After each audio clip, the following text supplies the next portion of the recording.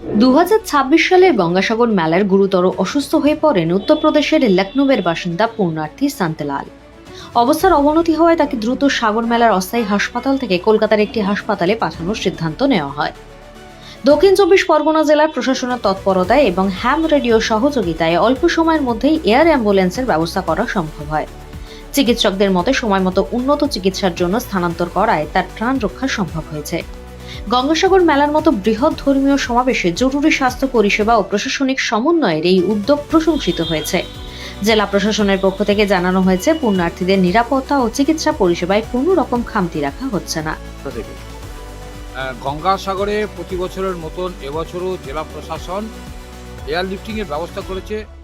গুরুতর অসুস্থ যাত্রীদের অস্থায়ী হসপিটালে যাদের চিকিৎসা করা সম্ভব নয়, চিকিৎসা পরিষেবা আরও ভালো দেওয়ার জন্য তাদের কলকাতার বড় হসপিটালে, সুপার স্পেশালিটি হসপিটালগুলিতে স্থানান্তরিত করা হয়।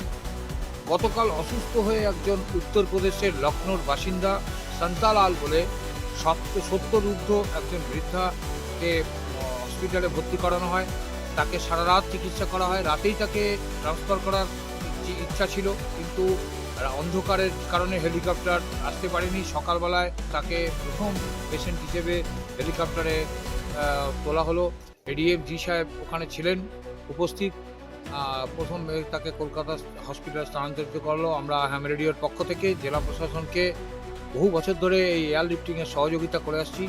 সরকারি টেম্পোরারি যে হসপিটাল গঙ্গাসাগর হসপিটাল, সেখান থেকে এই পেশেন্টকে নিয়ে আমরা হেলিপ্যাডে গিয়ে সেই পেশেন্টকে কলকাতায় আমাদের বিশ্বজিৎ চক্রবর্তী ওখানে আছেন হেলিকপ্টারে, তাকে ওই হসপিটালে অ্যাডমিট করিয়ে এবং ওইখানকার যে পেশেন্ট পার্টি তাদের সাথে রিউনাইটেড করিয়ে সমস্ত কিছু বুঝিয়ে তাদের থাকার ব্যবস্থা করে এনশিওর করে তারপর বিশ্বজিৎ চক্রবর্তী ফিরে আসবে আমাদের মেলা গ্রাউন্ডে।